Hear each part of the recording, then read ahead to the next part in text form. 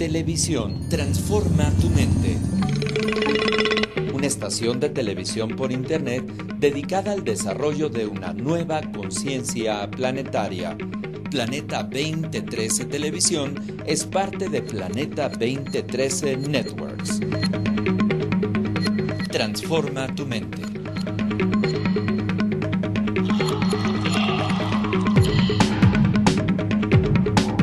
Amigos, ¿qué tal? ¿Cómo están ustedes? Buenos días, buenas tardes, buenas noches, buenas madrugadas. Recuerden siempre los viernes, ahora de 7 a 8 de la noche. Aquí estamos en Tertulia Nocturna, como siempre, con mi amigo y compañero co-conductor, Héctor Peña. Héctor, ¿cómo estás? Bien, muchas gracias, Carlos. Buenas noches. ¿Qué te pasa? ¿Estás medio gripiento? Sí. ¿Te pegó algo ahí, una bacteria? Yo creo que sí, Carlos. ¿En dónde la pescaste? ¿En el camión? ¿En el trabajo? ¿Saludaste pues no sé. efusivamente a tus alumnos? Pues yo creo que atraigo hasta las bacterias, Carlos. Bueno, te lo juro. Ahorita que estabas hablando precisamente cuando llegué, pues estabas en una charla muy importante acerca de estos conceptos de la Torá. Y bueno, pues lamento mucho habérmelo perdido, Héctor, pero yo sé que tú siempre tienes un auditorio que te sigue en tu proyecto de trabajo. Y bueno, pues fíjate que hablando esto de la Torá, y parece que siempre voy a hacer el enlace de tus temas, porque se acaba de mencionar en la comunidad judía un siglo de vida de los judíos en México. Creo que tenemos una historia sumamente interesante, porque recordemos que la gran migración, pues si estamos hablando de 100 años, pues allá por 1912 viene una etapa muy importante migrante de la comunidad judía en este país, y a mí me parece que es la gran diáspora que se sigue dando a nivel internacional, Héctor. Y yo quiero recordar algo del general Andalón, quien fuera uno de los generales del general Francisco Villa. El general Andalón, ya lo presentamos aquí a algunos de sus familiares, que nos hablan de que cuando él fue director de la penitenciaría de la Ciudad de México, pues el gobierno de México allá por el año de 1940-42, llegaron una comunidad judía en uno de los barcos que evidentemente por los problemas que se tenía a nivel internacional, pues quisieron regresar este barco y provisionalmente los llevaron a Lecumberri. Fíjate qué fuerte estuvo esto, Héctor.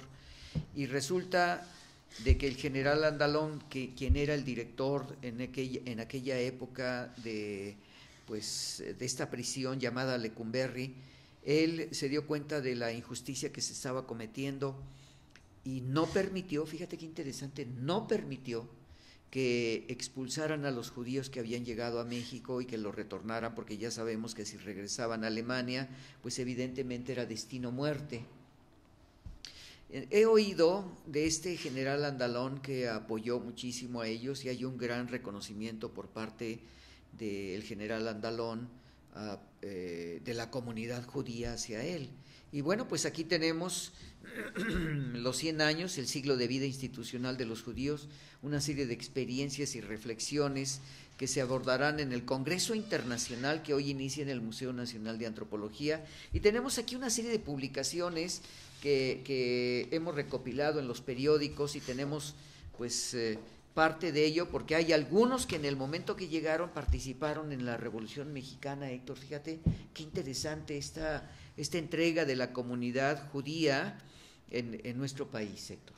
Fíjate, Carlos, qué bueno que mencionas esto de la comunidad judía, porque los judíos desde la Primera Guerra Mundial empezaron una emigración de Europa. Europa empezó a tener, digamos, una cacería de brujas, por decirlo así, pero más que nadie no fue en los civiles en sí, fue la Iglesia Católica Apostólica y Romana quien en especial se fue sobre ellos, so pretexto de haber asesinado al Mesías. Y ser en serio, ese era el pretexto, vaya, de que habían asesinado al Mesías. Entonces, la comunidad judía, que ha sido el pueblo que ha demostrado en la historia ser el pueblo más unido de la tierra y el que sigue sus preceptos desde la antigüedad hasta el presente. Es por eso que la comunidad judía es tan unida, y es por eso que la comunidad judía se puede asir a una pertenencia. Pero ¿sabes qué? La pertenencia incluso del pueblo judío no es una pertenencia a un territorio geográfico. La pertenencia del pueblo judío es una pertenencia religiosa, es una pertenencia espiritual, que es la que le da cohesión y la que los ha logrado unir. Yo recuerdo en México, experiencia personal, de que en el Parque México, yo estaba muy chico, cuando iba al Parque México a pasear a mi perrita, yo tenía como unos 12 años, Carlos, cuando había scouts judíos en todo el Parque México, y recuerdo que tenían unas patrullas muy interesantes porque ellos marchaban tipo marcial, con su uniforme marcial, marchaban tipo marcial y sus cantos eran del desierto, y yo me quedaba extasiado viéndolos, sobre todo viendo a las niñas judías que me encantaban. Sí, son mujeres muy bellas, muy claro, atractivas, sí, preciosas. Sí. Y yo ahí soñando mis sueños guajiros de que tenía una novia judía, pero la comunidad judía era muy numerosa en la colonia Condesa, pero sobre todo obviamente en Polanco sabemos que la parte elitista estaba ahí. De hecho, Bosques de las Lomas y Las Lomas se poblaron de mucha comunidad judía muy rica, y empezamos a conocer en México que había askenazes, que había sefaradíes, que había ortodoxos, que había, una serie de clasificaciones judías. Y pues recordemos, nada más ni nada menos en la televisión, nada más ni nada menos primero, bueno, antes que en la televisión, el arquitecto Zabludovsky, luego Abraham Zabludovsky, bueno, Jacob Zabludovsky, y que fueron los judíos más famosos en México, yo creo. Jacob Zabludovsky sigue siendo el judío más famoso, pero recordemos, para que entres, Carlitos, que la Merced es muy interesante, y el centro, que todas las tiendas que eran textiles, que vendían telas, era de judíos, sí, y los judíos trabajaban de sol a sol, y se les criticaba mucho porque decía que avaros. No son avaros, son verdaderos trabajadores y cuidan su dinero y su patrimonio como nadie, Carlos. Sí, evidentemente yo he tenido mucha relación con la comunidad judía, y sobre todo recuerdo a la doctora Gladys Gogol, quien es descendiente directamente de Nicolás Gogol. Qué interesante. El escritor, y he tenido oportunidad también con Moshe, su esposo, quienes ellos son uruguayos, vinieron a México, y ellos estuvieron. Moshe era, espero tener la oportunidad de invitarlos para que vengan a un programa un viernes para platicar con ellos. Ella es psicóloga, él es rabino, y bueno, pues he tenido durante cerca de 20 años una gran relación, una gran amistad, y hay ocasiones en que voy a la casa de ellos y platico durante horas, y a veces llego a las 11 de la mañana y salgo a las 7, 8 de la noche, y siempre en gran tertulia, en la mesa de su gran comedor, pues siempre platicamos y nos hacemos preguntas. Hoy han caído en cuestiones muy particulares de política nacional, y bueno, nacionalizados mexicanos, y bueno, pues es una relación muy afectiva que he tenido durante muchos años con la comunidad judía. Y yo quisiera mencionar algo, Héctor, si tú me lo permites. Dice, Avida Aventura escribe en la sección cultural del periódico El Universal, una sección donde se publican fotografías de judíos participantes en la Revolución Mexicana, y la llegada de grupos en los barcos a nivel internacional que llegaban por Veracruz, o en algunas ocasiones llegaban. Carlos, ¿te acuerdas? Sí, cómo no, claro. Dice Avida Aventura: desde principios del siglo XX, los judíos asentados en México, quienes llegaron desde la segunda mitad del siglo XIX, algunos invitados por el presidente Porfirio Díaz para invertir en México, como fue el caso de los provenientes de Francia, Inglaterra, Alemania y Estados Unidos, otros huyendo de las persecuciones del Medio Oriente, Europa Central y Oriental.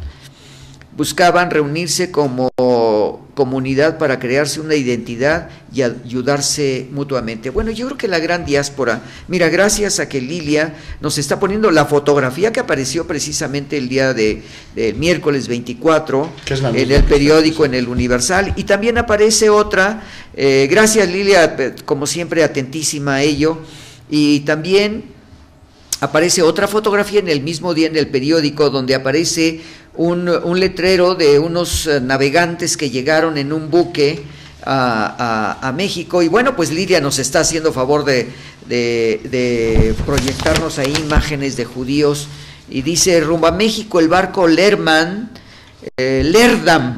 1923, durante el trayecto se redactaba el periódico Entre el cielo y el mar. Fíjate qué interesante historia de estos hombres, porque siempre ha existido esta historia de las grandes migraciones que han tenido los judíos. Recuerda tú la película aquella de los 10 mandamientos, en donde pues el faraón expulsa a los judíos por petición de este hombre que se dedica... ¿Ramsés II? Ramsés II hace la expulsión, y recordemos que aquel personaje de las tablas pues sube Moisés al monte.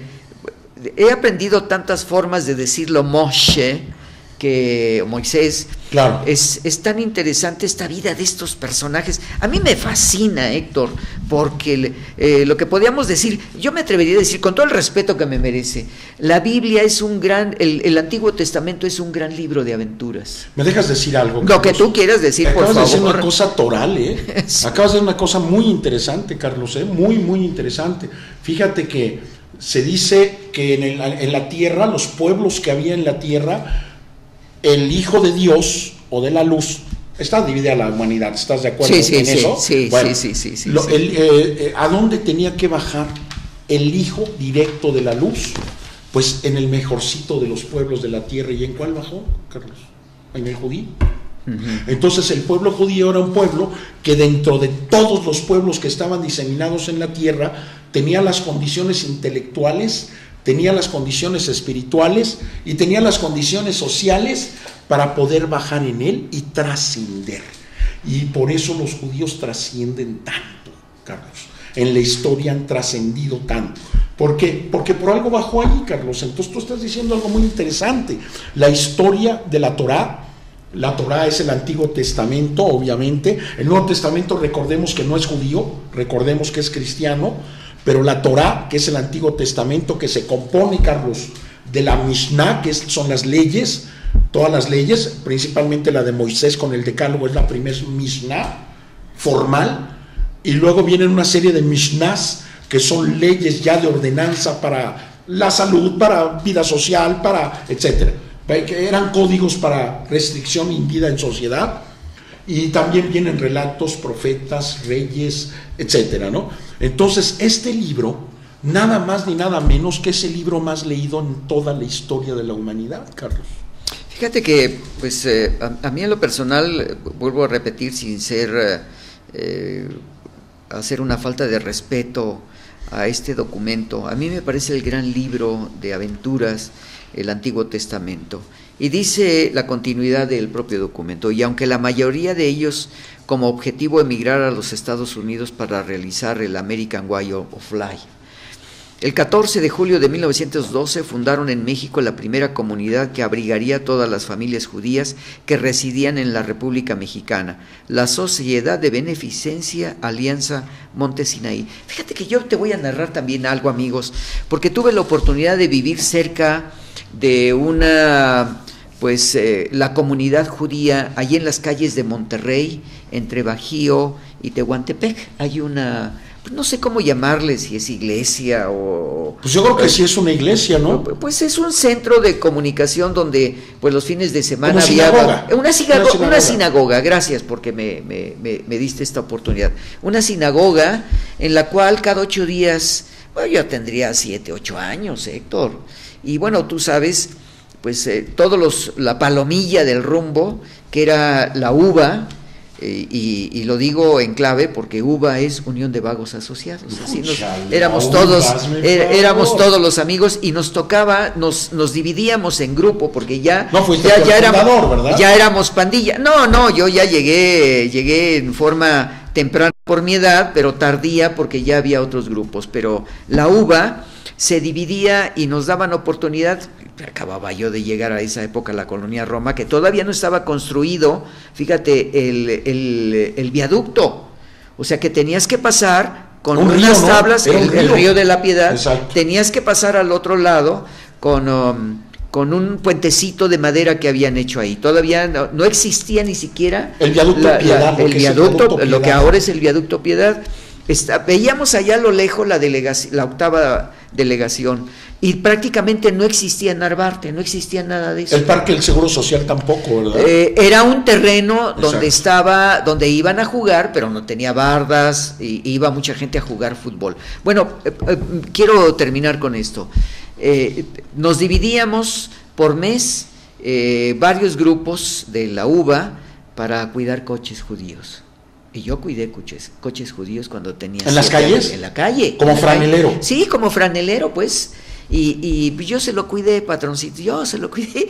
Y nos reíamos por todo lo que nos decían. A veces nos hablaban en su idioma característico, no sé si es el yiddish, pero nos decían una serie de cosas. Y luego nos reíamos por todo lo que nos decían. No sabíamos si nos decían una cosa agradable o desagradable. Pero eso no importa, es parte de las anécdotas que vivimos en comunidad en esta Alianza Monte Sinaí.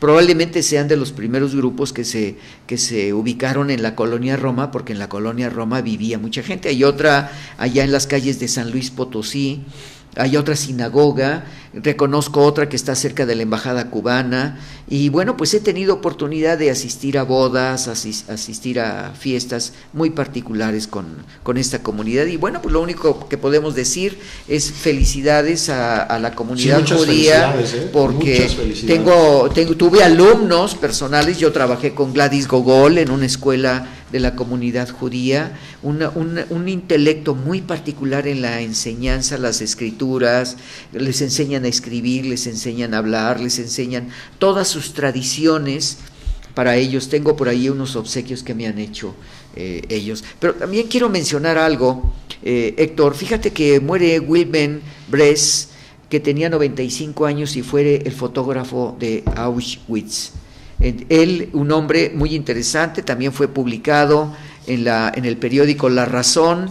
Salió precisamente ayer jueves, en donde hace mención de la muerte de este personaje que fotografía a todos los judíos del campo de concentración, Héctor. Fíjate que Auschwitz, en especial Auschwitz, recordemos, amigos, que Auschwitz estaba a las afueras de Polonia, era parte de Polonia, y que Polonia fue la primera nación en ser invadida por los alemanes, fue la primerita. Sí, 1939. Exactamente, y había muchos campos de concentración, pero el campo de concentración que se convirtió digamos, de la mitad al final ya de la Segunda Guerra Mundial de exterminio fue Auschwitz.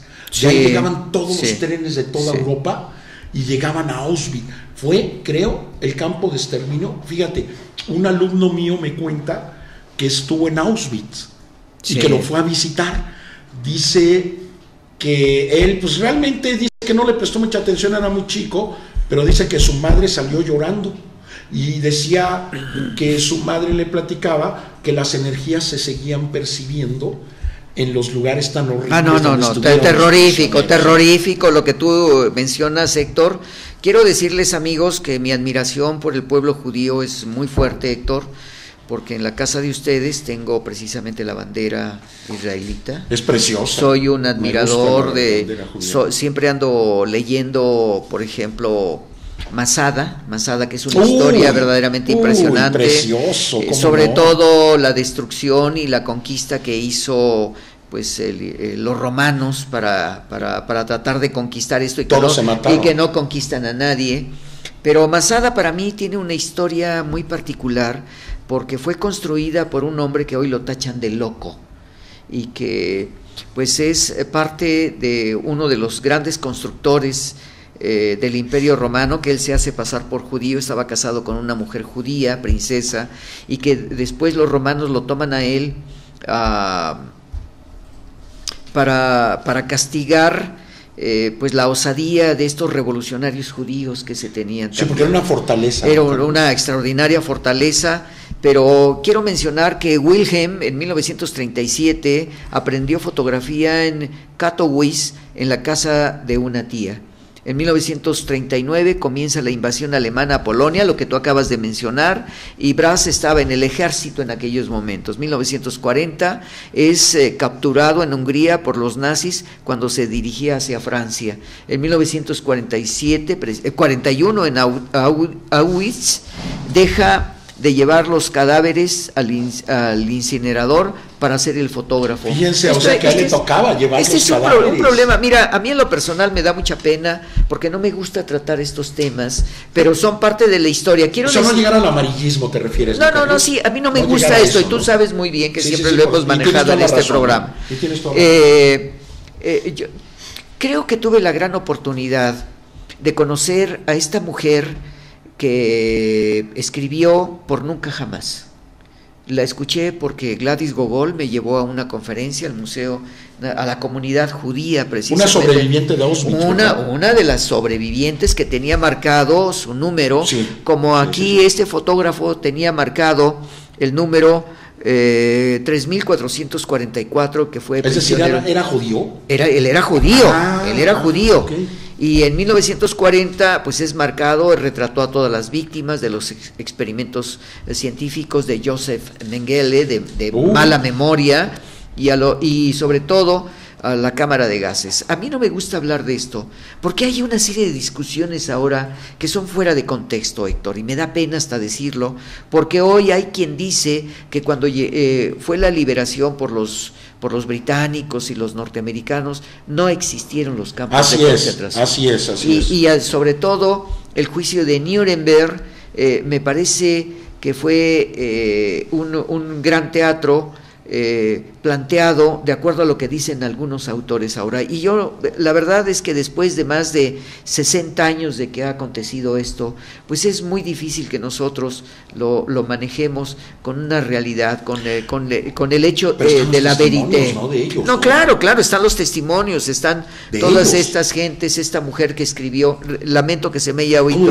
¿Cómo dices que se llama? Ella escribió Por Nunca Jamás. Por Nunca Jamás, que escribió el libro. Lo podemos conseguir por ahí. Ella narra, porque es su biografía de este y le ruego me disculpen que no tenga el nombre de esta mujer, pero la han entrevistado en televisión incluso, ¿no, Carlos? Sí, ella falleció hace... Bueno, ahí están las grabaciones que se hicieron. Yo me acuerdo.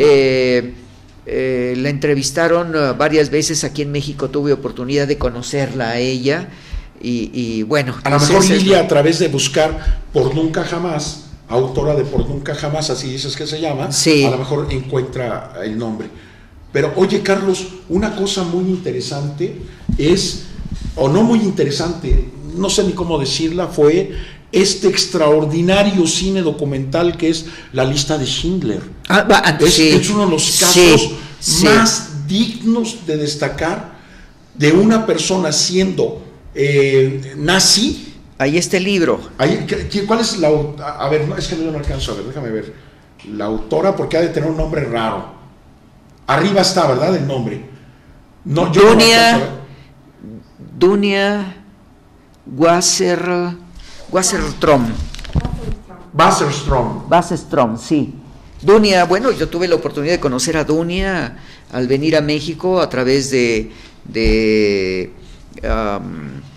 Gladys Gogol y Moshe, que me invitaron a esto. Para mí fue impactante, tengo un recuerdo permanente de ella, y sobre todo, fíjate, Héctor, que la muerte de este personaje, de este fotógrafo, quien Wilhelm Brás, sobrevivió tantos años, son hombres verdaderamente interesantes. He tenido la oportunidad, estuve estando en España también, de conocer personajes que participaron en la Guerra Civil Española, pero también a hombres que participaron en la Legión Cóndor.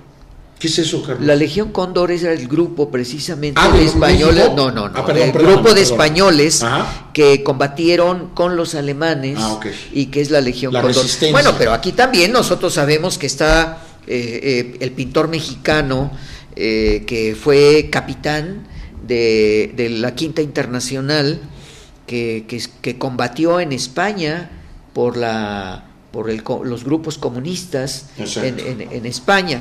este gran pintor que dejó su pintura en Cuernavaca y que aún todavía... En el Casino de la Selva, muralista, que era muralista. Un muralista, y que aquí en el creo que es el World Trade Center, en la Ciudad de México, en el Poliforum Siqueiros, David Alfaro Siqueiros, él, bueno, sabemos que hay historias interesantes porque él fue capitán en la Quinta Internacional y combatió por los republicanos comunistas. Fíjate qué interesante.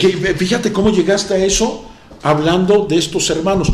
Y una cosa que yo quiero destacar, Carlitos, de la lista de Schindler, es el final, es impactante. No, sí, es impactante. Sí. Todas las personas en agradecimiento a Schindler, todos los sobrevivientes que eran niños en ese entonces van y ponen su piedra alrededor de la tumba de Schindler. Qué impresionante.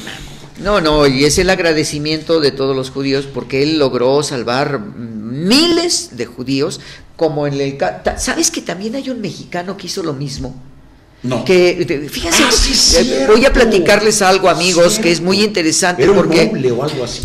No, lo que pasa es que el gobierno de México, a través del general Cárdenas, dio una cantidad de dinero, fíjate, para que se comprara un castillo donde se refugiaban, había túneles, y ahí se refugiaban los grupos judíos que después eran traídos al país, México, fíjate nada más, y que con el tiempo ese castillo, al término de la Segunda Guerra Mundial, pues ese castillo prácticamente fue adquirido por gentes, porque además fue decomisado por los mismos alemanes. Pero voy a buscar este documento y dentro de 8 días lo manejamos. Sería muy bueno, Sería muy bueno. Sí, a mí me parece muy interesante, y quiero mencionar que ahora con esto, el próximo miércoles, con el grupo de la tercera edad en el INAPAN, Héctor, voy a hacer varias ceremonias en recuerdo de los que ya se fueron. Y parte de ello recuerdo que aquí mencioné lo que sucede en Montparnasse, de la tumba de Carlos Fuentes, que Carlos Fuentes aún todavía no es, y Silvia Lemus, que no son llevados, pero sí los 2 hijos de Carlos Fuentes y la hija de Silvia Lemus están enterrados en Montparnasse. Exacto. Y está en la lápida los nombres de los 4. Pero fíjate que salió una fotografía, un artículo muy interesante de Carlos Fuentes en el cementerio de Montparnasse, donde está sobre la lápida la bandera de México, están unas tirillas en blanco, bueno, escritas con algunos pasajes de la obra de Carlos Fuentes, están así colocados. ¿Como pero además de epitafio? Sí, pero además están colocadas piedras de grupos judíos admiradores de Carlos Fuentes. O sea que me acabas de recordar toda una serie de elementos, porque ustedes saben, amigos, que pues para poder estar en el programa con ustedes hay que leer todos los periódicos todos los días, y es verdaderamente, me atrevo a decirlo de una manera, un calvario, porque hay que leer de todo. Hay ocasiones en que no leo cierto tipo de informaciones porque me molestan. Me molesta la muerte, la destrucción, los crímenes, la mentira. Y que estamos sobresaturados de ese tipo de noticias, Carlos. Sí, digo, ¿para qué sirve que nosotros lleguemos aquí a hablar de estas masacres si ya todo el tiempo nos están bombardeando, ¿no? Digo, creo que hay que tener 3 neuronas más de inteligencia, perdón, ¿no? Sí, yo creo que es para muy no fuerte. Estar vendiendo cosas tan soeces, ¿no? Lo particular, amigos, es el hecho de recordar que hace 100 años llegó la comunidad judía, se organizaron y estuvieron en México. Tenemos muchos actores judíos en México. Mencionaste al maestro Jacobo Zabludowski, de hecho, como uno de los más importantes locutores, yo no me atrevo a decir de México, uno de los más importantes locutores del mundo, porque además tiene una amenidad de lo que ha vivido a través de las noticias y de lo que hizo. Muchos nacimos en estas estructuras del conocimiento. Pero fíjate, Héctor, que bueno, pues la comunidad judía norteamericana, y ahora que se están en el hecho de esta tercera confrontación que tuvieron Barack Obama y Mitt Romney, en donde pues las discusiones fueron de política internacional. No lo vi, en este caso yo no lo pude ver. Mira, desgraciadamente, amigos, por cuestiones del trabajo, yo te confieso también no tuve esa oportunidad de ver las 3 reuniones. A veces nada más tenía la oportunidad de ver televisión española, porque a veces las discusiones que se hicieron y las entrevistas que tuvieron,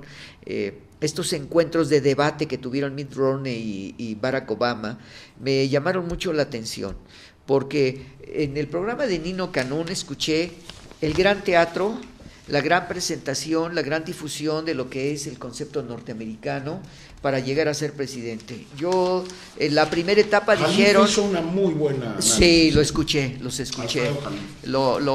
escuché en uno de los programas, de los comentarios que se hacen, y aquí tenemos pues el desplegado que se publicó el martes 23 de octubre. De hecho, todos los días en el periódico el Excelsior se hacen las publicaciones a doble página, a doble plana, sí, de lo que ha sido estos encuentros de Mitt Romney y Barack Obama. ¿Cuál es tu favorito? Pues en Estados Unidos ninguno, fíjate. Pero no, bueno.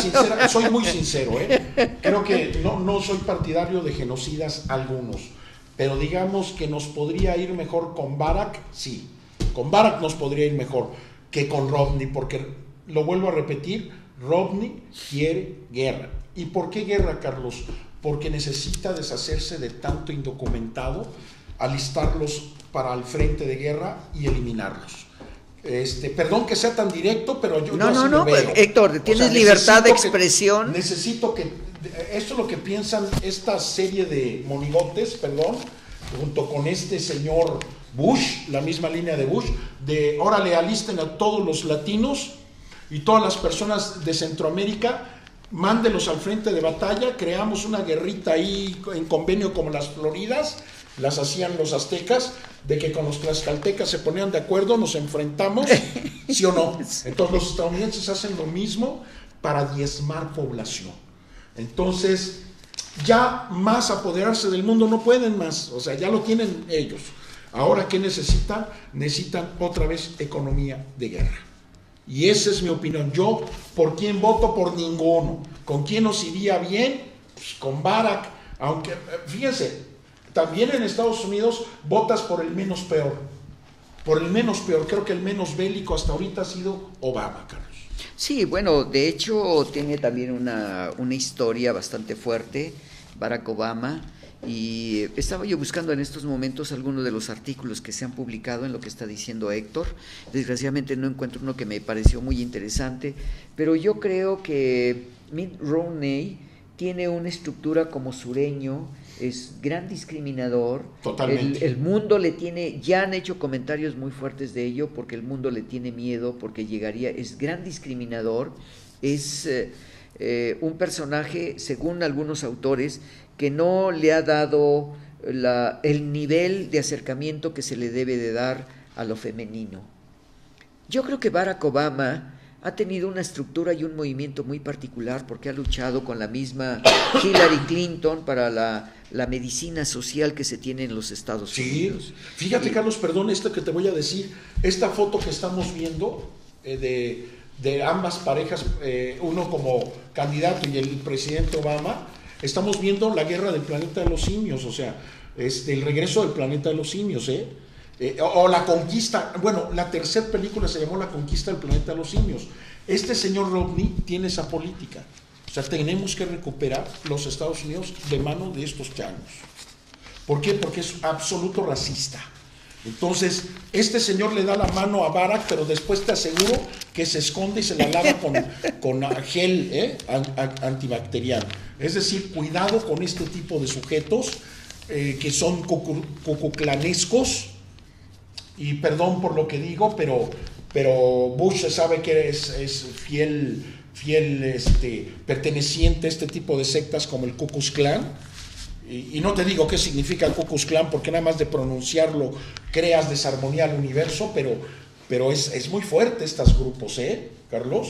Sí, muy fuertes. Yo creo que, yo recuerdo hace algunos años siendo estudiante de cinematografía en el Instituto Latinoamericano de la Comunicación Educativa, nos proyectaron el nacimiento de una nación. Y el nacimiento de una nación nos hace referencia a cómo se crea el Ku Klux Klan en los Estados Unidos. Y estábamos un grupo de estudiantes de diferentes países y también estaba un norteamericano. Evidentemente, lo que yo recuerdo en estos momentos, que era un norteamericano y que probablemente debe haber sido del Ku Klux Klan, porque a la hora que nosotros hicimos el análisis, y nuevamente gracias a Lili, que nos está presentando imágenes del Ku Klux Klan, nace precisamente durante la Guerra de Secesión, porque los Estados Unidos, Lincoln hace la liberación de los negros y luego se crea el ejército afroamericano. Que no lo querían aceptar,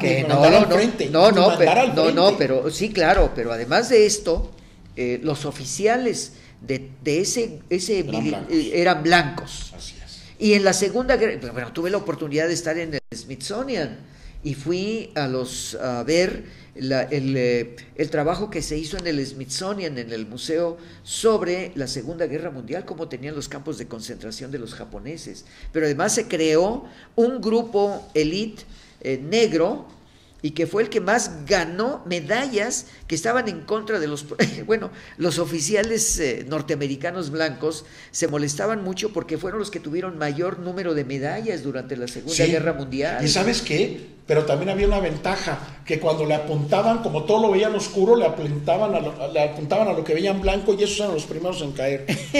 Perdón por lo que digo, pero dicen que así fue, ¿no? No, lo que pasa es que la situación de lucha que se daba muy fuertemente con ellos es verdaderamente sorprendente. Bueno, la nación negra sigue padeciendo. Si lo de Obama fue un verdadero hazaña, Carlos, ya que estabas hablando de Obama, la primera vez que este país tan racista y que es un bastardo de la corona, porque los estadounidenses no tienen sangre noble, recordémoslo, sino siempre se han creído nobles y directamente descendientes de la reina Isabel, pero son bastardos. Bueno, estos bastardos por primera vez tienen un presidente negro.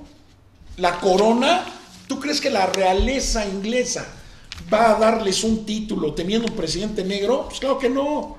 Entonces Romney quiere recuperar la sangre azul del poder. Perdón, todos estos comentarios que te hago es porque estoy en la certidumbre de que hay detrás de las actitudes de los últimos videos que hemos visto en la televisión, de cómo unos policías blancos matan a golpes a negros, a latinos, etcétera, Carlos, y que tienen una impunidad absoluta, como unos desgraciados oficiales matan mexicanos del lado de la frontera mexicana, y lo que es peor, el gobierno mexicano cruzado de brazos. Y aquí tenemos al FBI averiguando lo que pasó en la carretera Cuernavaca. O sea, es una incongruencia absoluta, Carlos. Yo creo que los debates que han tenido Romney y Barack Obama, el primero, tienes razón, hubo una discusión muy fuerte entre ellos. Yo creo que Barack Obama dio la oportunidad de que se explayara totalmente Mitt Romney en sus propuestas de su campaña presidencial.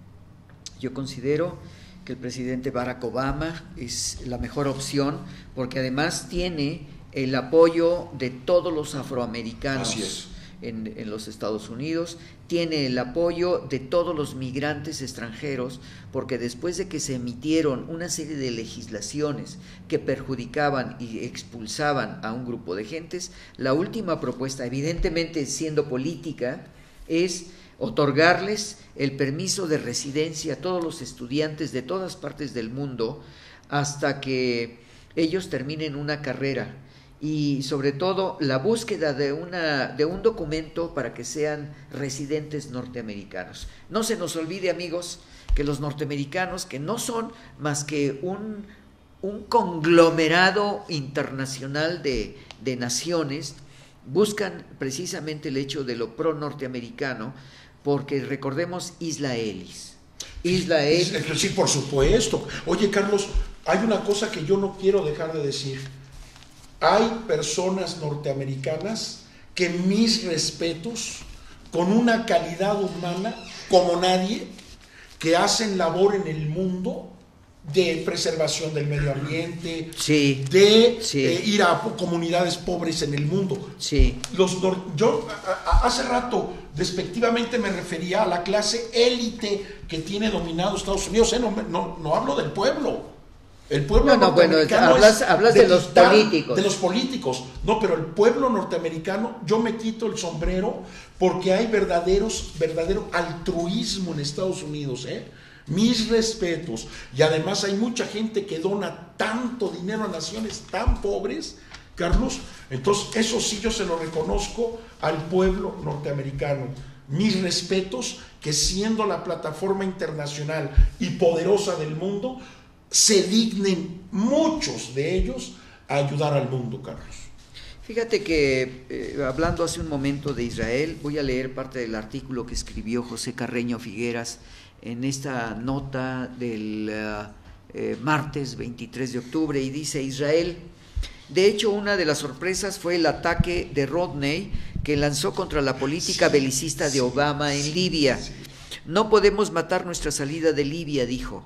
Rodney señaló que la mejor manera de asegurar un mundo en paz es a través de las fuerzas estadounidenses, tanto en lo militar como en lo económico, y lo lamentó de que considerara como la pérdida del poder y de influencia por la imagen de un país debilitado por la gigantesca deuda y recortes militares. Bueno, yo creo que aquí hay un elemento que tú y yo lo hemos comentado aquí. ¿Por qué se inicia la destrucción de Muammar Gaddafi? ¿Por qué se inicia la conquista de los campos petroleros? ¿Qué es lo que está sucediendo? Kuwait. La propia destrucción de la cultura árabe tiene una influencia porque intervienen compañías refresqueras, porque intervienen instituciones en el vestido, la producción en piel, en telas, que son cambiar la estructura para quitarles toda su tradición. Su hegemonía, su identidad, claro, su religiosidad. La enseñanza del inglés, la ubicación de los sistemas computacionales que están desbancando a millones de gentes en el trabajo. Yo creo que lo que estamos viendo aquí, y consideramos, porque anoche tuve la oportunidad de ver al presidente Barack Obama en ir a hacer su registro, su votación, y un presidente que no tenía guardaespaldas, como le llamamos aquí. Yo creo que el presidente Barack Obama pasa a otro elemento y nos hace cambiar el pensamiento de la discriminación racial de los años 50, cuando Kennedy es asesinado, porque los hermanos Kennedy protegen a todos los grupos negros y se inicia los estudiantes norteamericanos en las grandes universidades. Yo lo viví en Washington. ¿Estabas en ese entonces yo allá?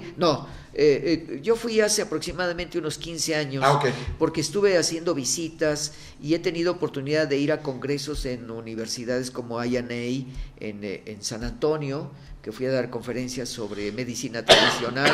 Después estuve en Washington haciendo un trabajo para el Smithsonian y a mí me invitaron a trabajar al Smithsonian como arqueólogo, no haciendo excavación, sino haciendo interpretación de mucho material que hay en bodega en el Smithsonian. Pero sí me tocó el hecho de cierto racismo en algunos de los barrios en Washington. ¿Cómo lo notas, Carlos? Bueno, precisamente porque está demarcado, están los alemanes, los italianos, los franceses, están los latinos, hay los barrios de los cubanos. ¿Y hay veda? No veda declarada, sino que tú dices, no me puedo meter aquí ni acá. No, pues de hecho yo no lo viví de esa manera. Lo que sí puedo decirte que en una ocasión, estando en San Antonio, se me ocurrió salir a caminar como a las 9 de la noche. Y entonces me llegó una patrulla y me dijeron, me hablaron primero en inglés, no les pude contestar porque pues debo haber tenido como 14, 15 años. Y entonces me hablaron en español, me llevaron a la casa de mi tío donde yo estaba viviendo y me dijeron, no puede usted salir de noche porque es un barrio peligroso. Sí, claro. Y Texas es uno de los más peligrosos. Pero además es interesante porque tenemos que ubicarnos en la costumbre que se tiene cada país. Lo he vivido en cada país donde he estado, pero en el caso de San Antonio y la zona sur, porque estuve en McAllen también, las discriminaciones son muy fuertes. Muy fuertes, sí. Muy fuertes. Sí. Y además tuve la oportunidad de la oportunidad en Washington de caminar en algunos lugares, conocí la Casa Blanca, estuve en el cementerio cuando falleció la Kennedy, que fue depositada en la tumba con John Kennedy, perdón, y fue una ceremonia muy impresionante. He estado en el monumento al héroe desconocido, ahora ya son los héroes desconocidos. Tuve la oportunidad de estar también en el cementerio de las guerras, de la guerra civil norteamericana, y creo que hay historias muy importantes. Estuve en el monumento a los caídos de los 56,000 muertos, 52,000 muertos de la guerra de Vietnam. Y bueno, miren, todos los países del mundo tienen cosas verdaderamente extraordinarias. Sí, nada más que allá tienen más tumbas que aquí, ¿eh? Ah, sí, con todo los 60,000 muertos, ¿eh? Sí, yo creo que es parte de las... Perdóname, Carlitos, me contradigo. Aquí también hay más muertos, nada más que no hay tumbas.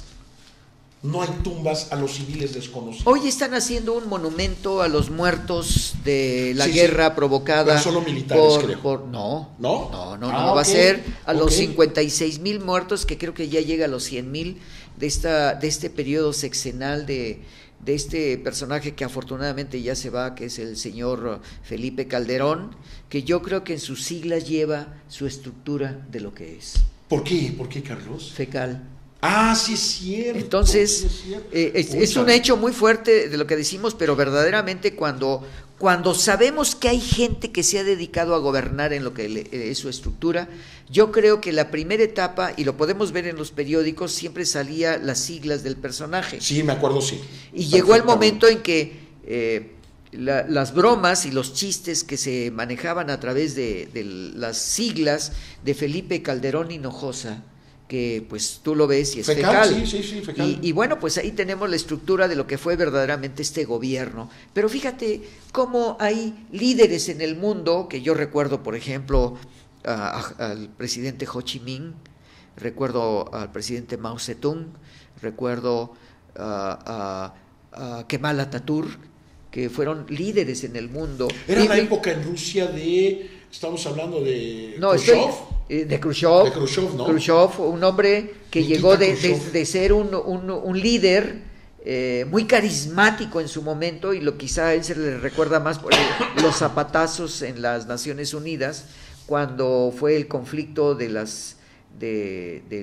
estas intercontinentales que se estaban llegando a Cuba, y precisamente acuérdate que hace 8 días hablamos de que el doctor Fidel Castro estaba enfermo, y resulta que las publicaciones de esta semana pues nos están diciendo el jueves 25 de octubre y el día 23 de octubre pues salieron algunos artículos muy importantes donde el doctor Fidel Castro dice: no me duele nada, no tiene por qué estar publicando que estoy enfermo. Dice el líder cubano Fidel Castro, que reapareció al público el sábado tras más de 6 meses de ausencia, afirmó que no recuerda siquiera que tiene un dolor de cabeza. El doctor Fidel Castro, todavía tenemos Castro para las próximas semanas. Oye, Carlos, yo te haría una pregunta. Sí. ¿Por qué?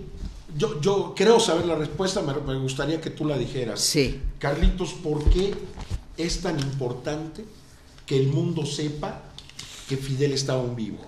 ¿Qué pasaría si Fidel ya estuviera muerto o muere pronto? Bueno, yo creo que el doctor Fidel Castro ha sido uno de los líderes de la avanzada de las democracias, de la verdadera democracia del mundo, porque ha sido la liberación del pueblo cubano, lo hablamos aquí, después de Fulgencio Batista, la guerra que nace en México y que se van en el Granma, apoyado por el gobierno de México. El presidente Cárdenas los apoya, el expresidente Cárdenas los apoya. Tal es así que no se conoce que Fidel Castro, después de que toma Cuba y triunfa en la Revolución Cubana, pues él crea una estructura y cambia la estructura del mundo. Cambia la estructura del mundo porque empiezan a trabajar las grandes misiones culturales para la liberación de África, en contra de Francia, de Inglaterra. Che Guevara, su sueño era ir para allá. Claro, pero él fue a combatir y luego regresa y le dan muerte aquí en América Latina. No sí, claro, sí. Pero y cuando leemos el diario del Che nos está diciendo toda la estructura y la muerte verdaderamente absurda que le aplica este oficialillo del ejército sudamericano. Pero el presidente Fidel Castro es uno de los hombres que cambia la estructura histórica del mundo a través de la Revolución Cubana, y sabemos que Cuba ha llegado a ser el líder deportista, ha sido el líder educativo, Cuba ha sido el líder en la medicina social, Cuba ha sido el líder en muchos aspectos de la búsqueda de una liberación, Héctor. Ok, Carlos, qué bueno que das esta rápida semblanza de Fidel.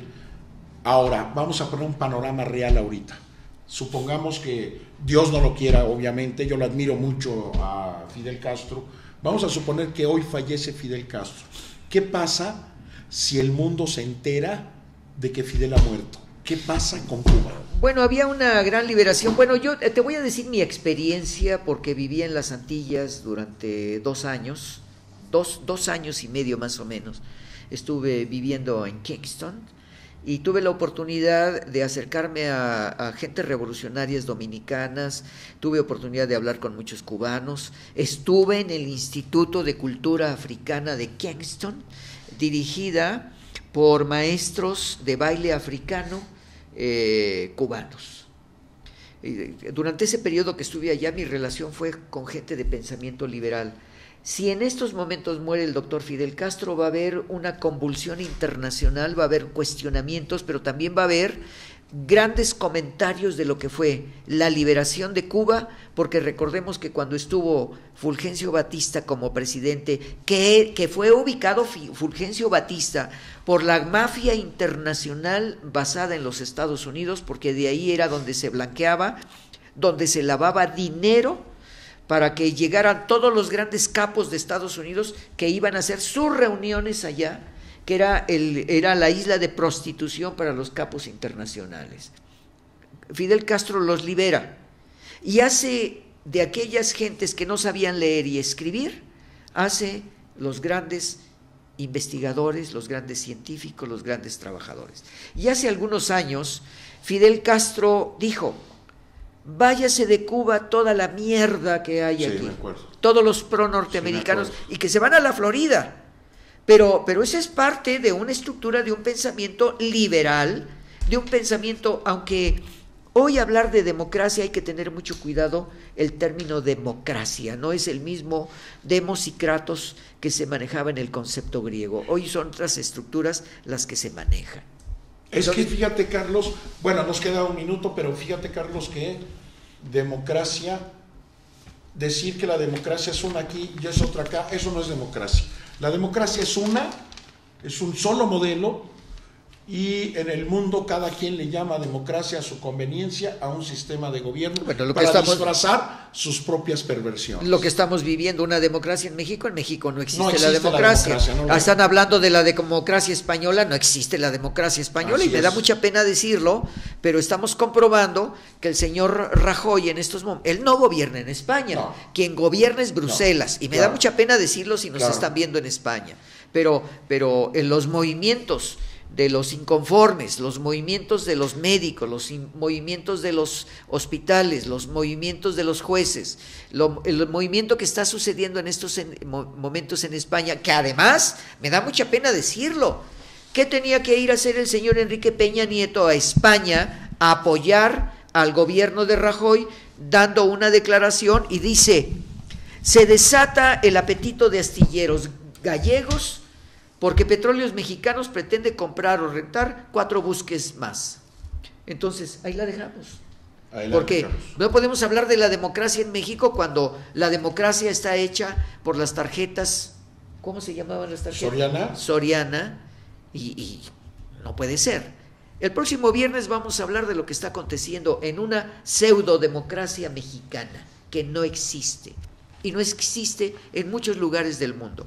Amigos, pues esto termina cuando se estaba poniendo más sabroso en los comentarios. Es cierto. Pero como bueno, una torta que la traes paseando en el paseo, ¿no? Pero bueno, pues amigos, ustedes saben, como siempre, Tertulia Nocturna, Héctor Peña y Carlos Jiménez, les agradecemos a ustedes que nos hayan permitido entrar hasta su lugar, donde ustedes nos pueden ver a través de esta imagen internacional del Proyecto 2013, amigos, que tenemos esta gran oportunidad de comunicarnos en 52 países. Agradecemos Italia, Alemania, Grecia, Sudamérica, Uruguay, Argentina, Brasil, y que bueno, pues nos ven en todas partes del mundo. Estábamos viendo hace un momento este documento donde aparecen todas estas estrellas, donde nos ven, y que a veces tenemos 200 seguidores, a veces tenemos 15, a veces tenemos 3, pero y a veces también nosotros nada más.